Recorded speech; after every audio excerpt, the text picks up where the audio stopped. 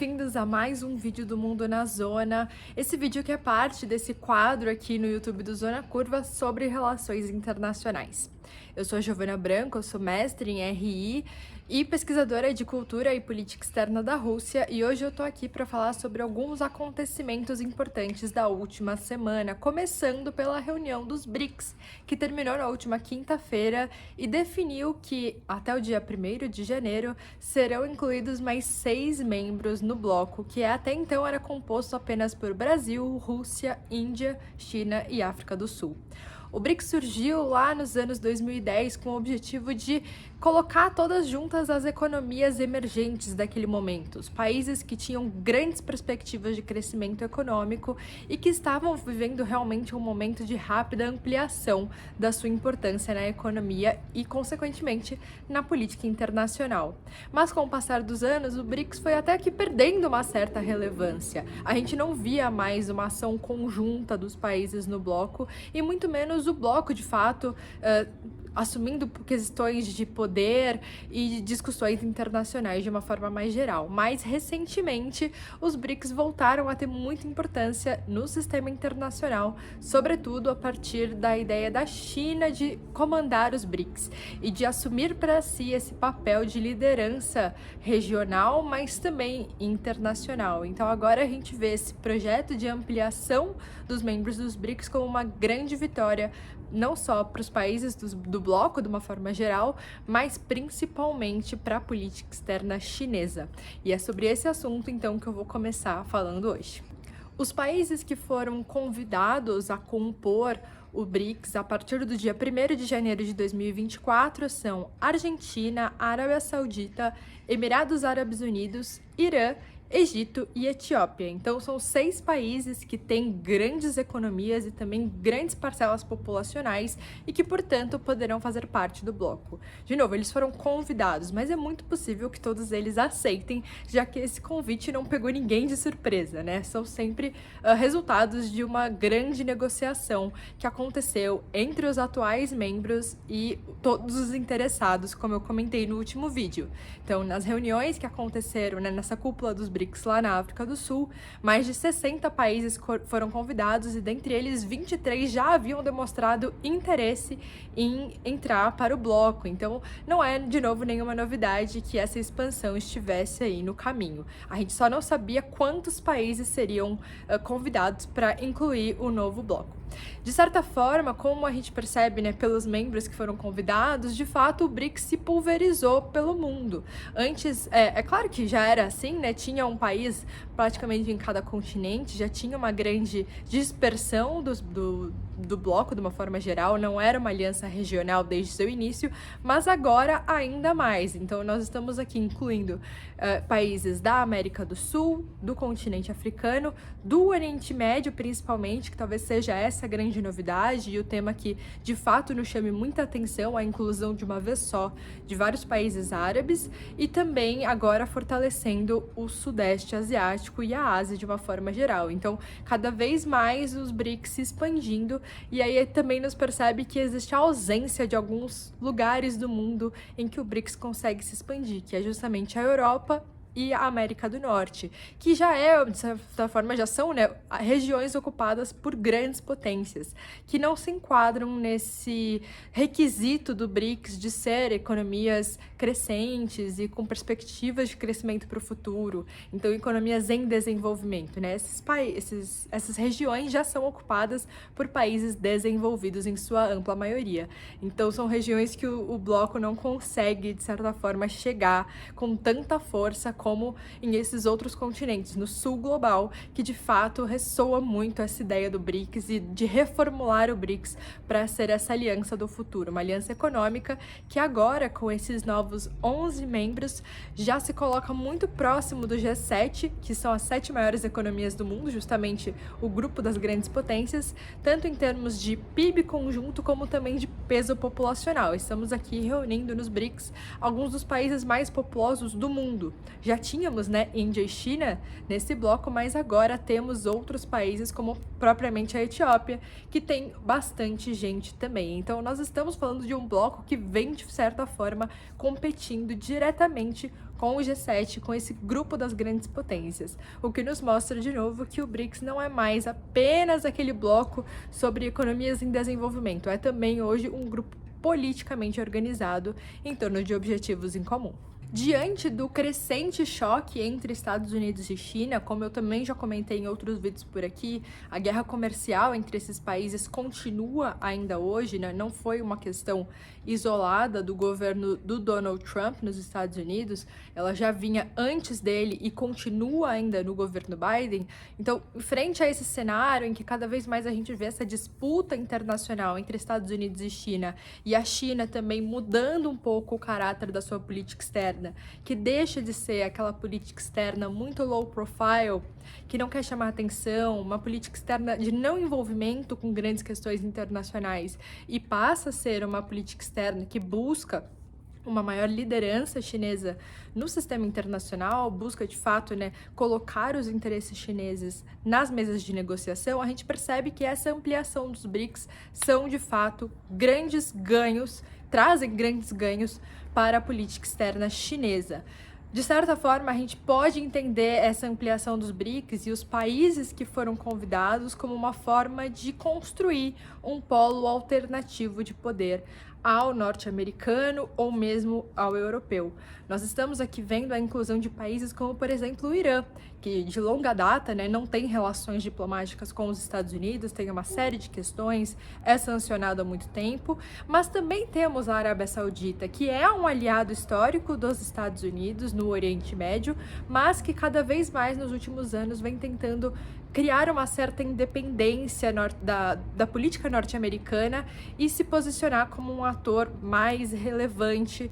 também sem o apoio dos Estados Unidos na região e no mundo. Então, cada vez mais a gente percebe essa tentativa dos BRICS de também colocar para dentro do bloco esses outros países que muitas vezes são países que disputam algum tipo de poder, disputam influência e disputam também relevância com os Estados Unidos e também com a União Europeia ou com o continente europeu de uma forma um pouco mais ampla. Então, é óbvio que a China colocar esses países numa mesma mesa de negociação e começar a criar uma liderança entre esses blocos também nos mostra que tem tentado, né, incluir projetos diferentes de política externa, perspectivas diferentes sobre a economia mundial e também diferentes opiniões sobre política externa de uma forma geral. Então, temos aqui um projeto de expansão dos BRICS como um bloco, mas que é principalmente um projeto de expansão da própria China e da sua relevância no sistema internacional. Embora a gente consiga ver essa mudança da política externa chinesa durante os anos de governo do Xi Jinping,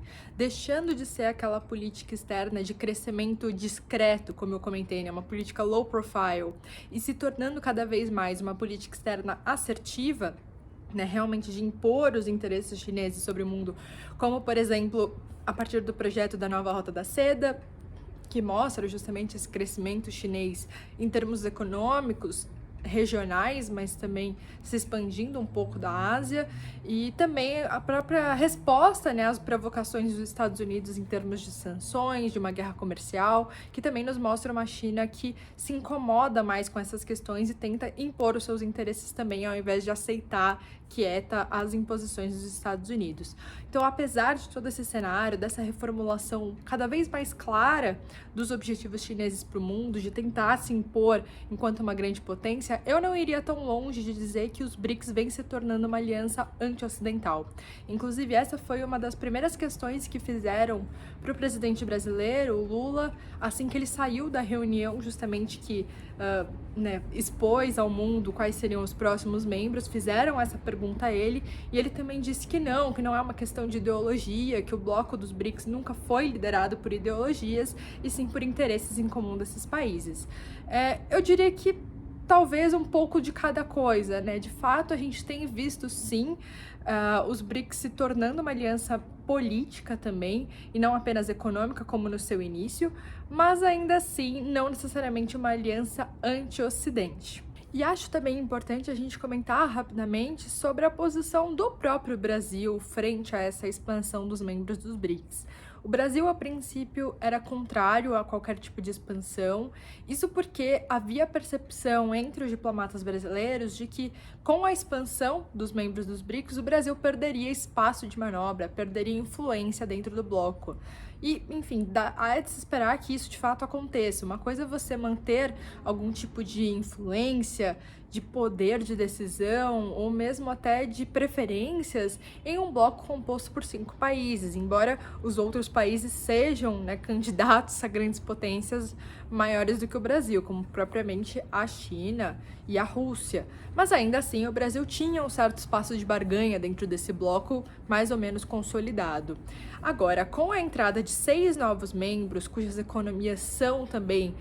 grandes, que se expandem rapidamente, é claro que o Brasil se preocupa com essa redução do seu espaço de barganha e do seu espaço de influência dentro dos BRICS. Então, a princípio, o Brasil era contrário a essa expansão. Ao que tudo indica, foi também uma percepção entre o Brasil e também a África do Sul, que era também um pouco mais receosa em relação a essa expansão, de que não haveria jeito de evitar que isso acontecesse. Como a China tomou para si esse objetivo de expandir o bloco e de assumir essa posição de liderança, ficou muito difícil para esses dois países impedir que isso de fato acontecesse. Então, qual que foi a moeda de troca, né? De novo, é um bloco, então a decisão precisa ser tomada por todos os países, não é necessariamente um bloco da China, e sim é um bloco internacional de países em desenvolvimento. Então, o Brasil ainda assim tinha algum tipo de voz nessa negociação, e a moeda de troca que o Brasil encontrou foi de tentar de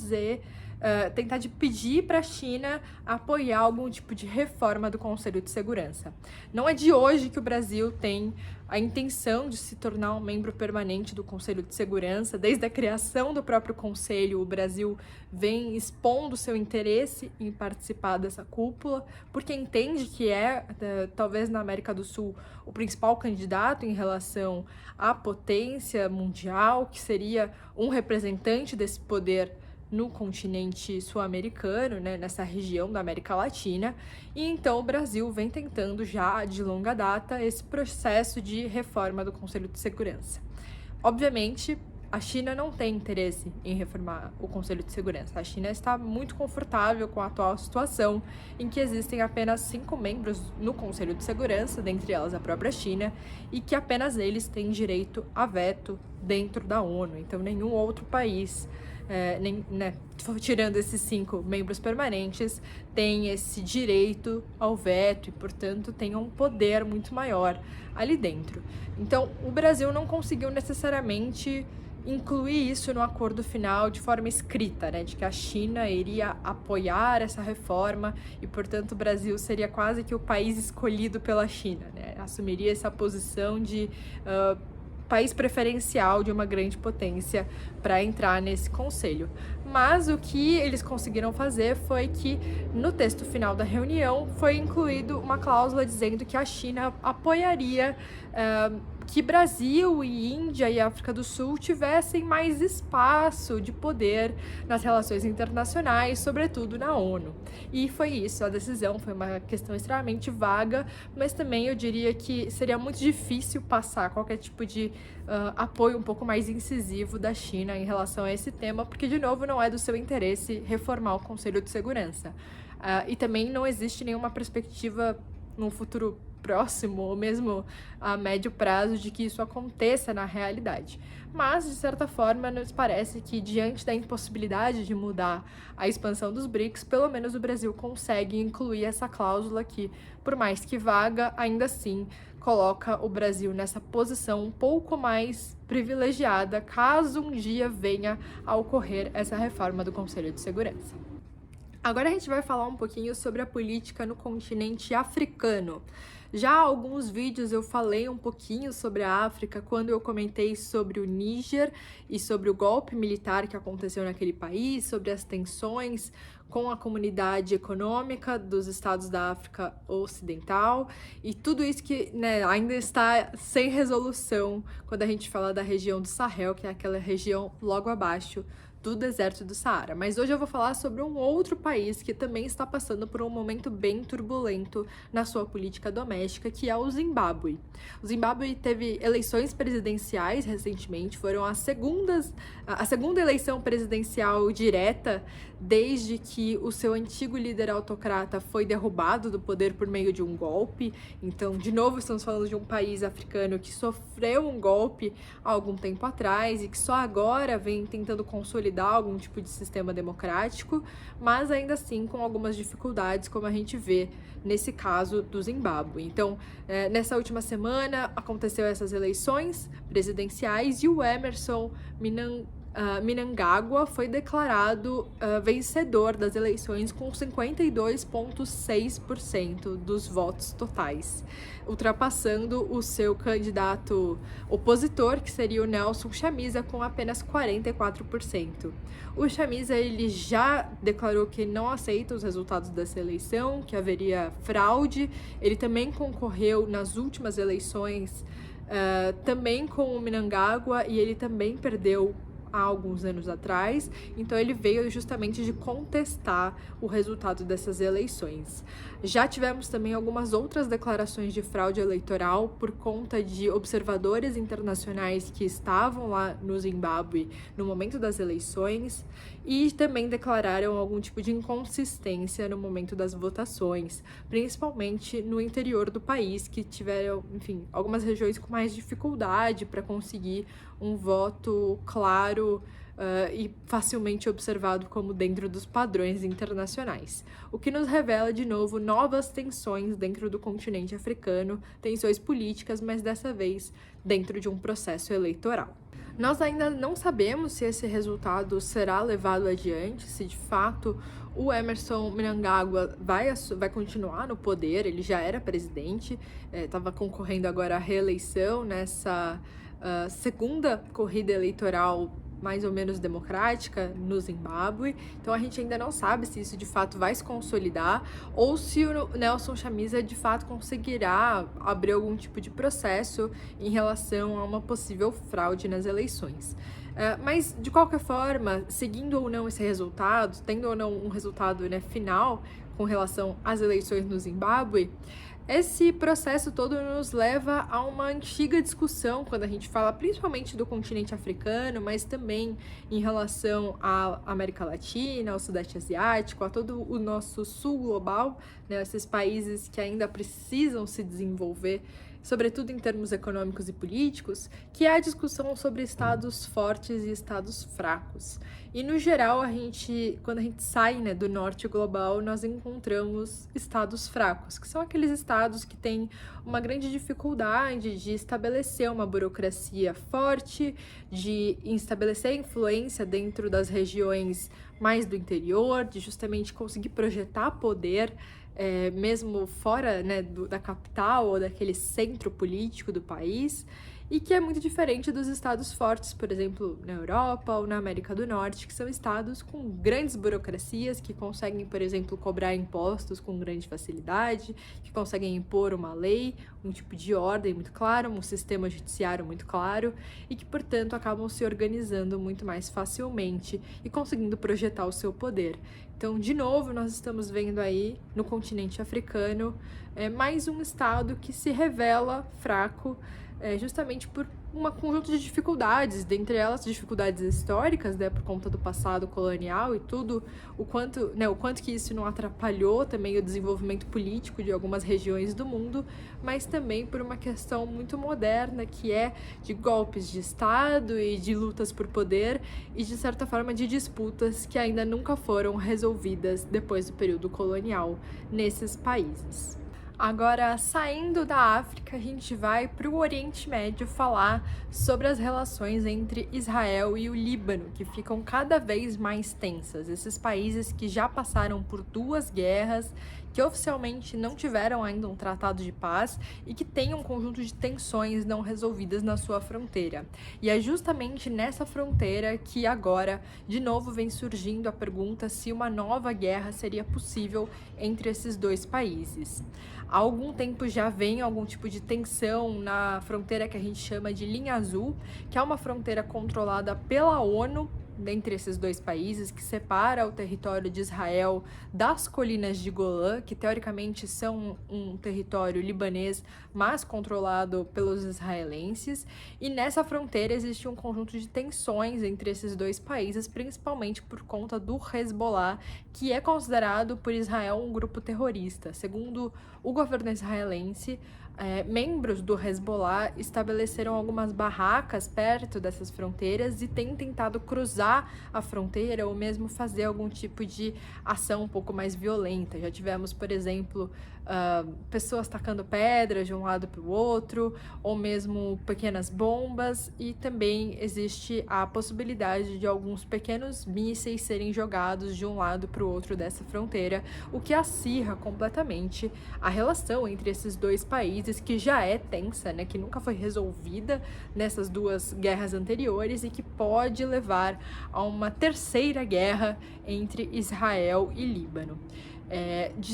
De um lado, né, o governo israelense fala sobre esses membros do Hezbollah que montaram barracas próximos da fronteira e que estariam, de certa forma, causando algum tumulto por ali. O governo libanês também se pronuncia falando de alguns sobrevoos de caças israelenses nessa região, que a princípio não poderia acontecer justamente por ser território libanês, né? Então,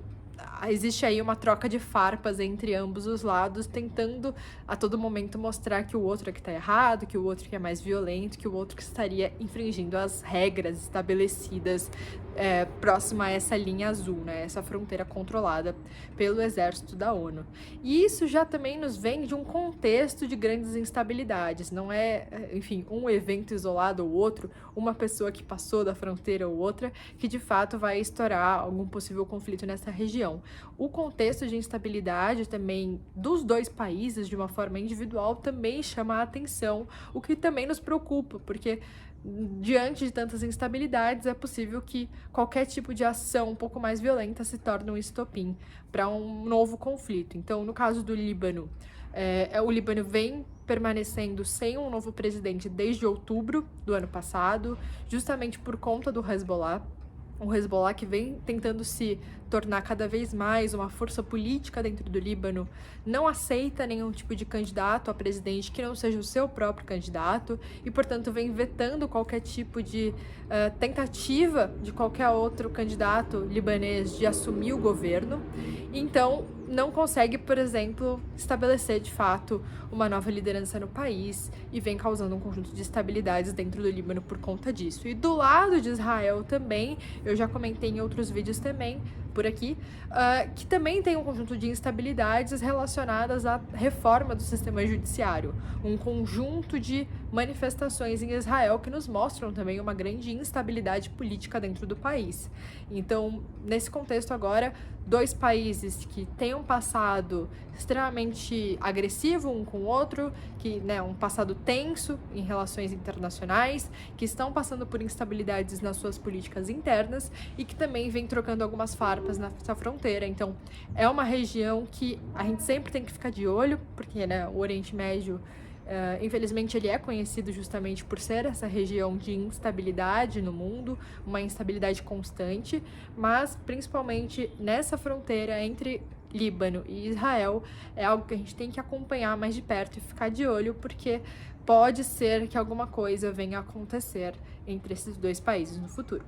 E aí eu queria finalizar o vídeo de hoje falando sobre a Sérvia, que é um país que quase, acho que não apareceu aqui no Mundo na Zona ainda, é um país que eu não costumo falar muito, mas que é extremamente interessante. A Sérvia é, historicamente, um grande aliado da Rússia, a Sérvia que também tem população eslava e por isso tem uma aliança quase que cultural com, né, os povos russos, histórico, não é de hoje, não é do governo Putin, não é também durante a Guerra Fria, é realmente uma questão de muito, muito tempo que existe essa aliança entre esses países. Mais recentemente a Sérvia veio dando sinais mistos em relação a essa parceria ou pelo menos essa proximidade com a Rússia. A Sérvia anunciou a sua entrada recentemente na plataforma da Crimeia, que é um espaço de debate criado pela Ucrânia para discutir justamente a desocupação russa da Península da Crimeia. Lembrando que a Rússia anexou a Crimeia em 2014, desde então toma esse território como sendo seu próprio. A maioria dos países do mundo não reconheceu a Crimeia como parte do território russo, inclusive a Sérvia. A Sérvia nunca reconheceu a Crimeia como parte da Rússia, o que nos é estranho, né, já que a Sérvia, de novo, seria esse aliado histórico, né, do Kremlin, de Moscou, de uma forma um pouco mais geral. Mas ainda assim, por mais que não tenha reconhecido, a princípio tinha ficado por isso mesmo, mas essa nova declaração da Sérvia se juntando à plataforma, de fato, nos é muito estranha, porque a Sérvia, por exemplo, é um país que compra todo o seu gás natural da Rússia, depende diretamente da Rússia para garantir o aquecimento das suas casas, enfim, o funcionamento de fato em relação à parte do gás natural. Então, não se esperava que a Sérvia fizesse esse movimento de se juntar a uma cúpula de discussão criada pela Ucrânia, justamente num contexto agora que já tem mais de 1 ano e meio de guerra entre esses países. É também, muito mais até do que um movimento de aproximação da Sérvia com a Ucrânia, um movimento de aproximação da Sérvia com a União Europeia. A gente percebe também que houve uma mudança da política externa sérvia justamente a partir dessa percepção de que ela estaria cercada de países que não estão muito próximos da Rússia recentemente. Inclusive, teve um cenário, um evento recente que foi justamente a impossibilidade do Sergei Lavrov de ir até a Sérvia. Nenhum dos países fronteiriços à Sérvia permitiu que o Lavrov utilizasse o seu espaço aéreo para poder chegar à Sérvia. A Sérvia que não tem acesso ao mar e, portanto, não poderia, né? Ele não poderia ir de navio, por exemplo. Ele precisaria necessariamente ir de avião. E isso não foi permitido por nenhum dos países próximos à Sérvia. Então, é possível também que que o próprio governo sérvio tenha se visto encurralado de alguma forma, né, preso entre países que têm uma opinião divergente e talvez tivesse utilizado isso como um estopim, como um ponto de partida para mudar a sua política externa e começar a acenar um pouco mais para a União Europeia. Isso se junta também a um outro evento que na época causou certo estranhamento entre nós, que foi em abril de 2023, que foram vazados alguns documentos que diziam que a Sérvia teria vendido armamentos para a Ucrânia. Na época, a Sérvia negou isso, o governo sérvio disse que jamais faria esse tipo de questão, que não tinha envolvimento com a guerra, não tinha nenhum tipo de participação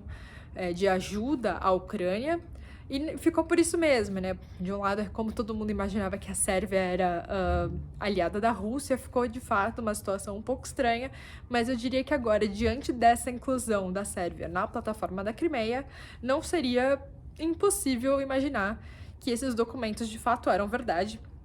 e que a Sérvia tenha, sim, enviado armamentos para a Ucrânia. Então, a gente tem aí uma situação um pouco nova na política mundial. A Sérvia, que historicamente esteve sempre do lado da Rússia, agora talvez esteja mudando um pouco essa posição. E aí vem também essa tentativa de conciliar algum tipo de relação, de novo, com a União Europeia, claramente, de acenar para a União Europeia, mas por meio da Ucrânia. Então, se por um lado a Ucrânia não reconhece o Kosovo, a Sérvia também não reconhece a Crimeia como sendo território russo, e aí vão se criando novas relações internacionais um pouco inesperadas quando a gente pensa no cenário histórico, mas que podemos ver nos próximos anos de talvez uma mudada, uma mudança de posição da própria Sérvia no sistema internacional.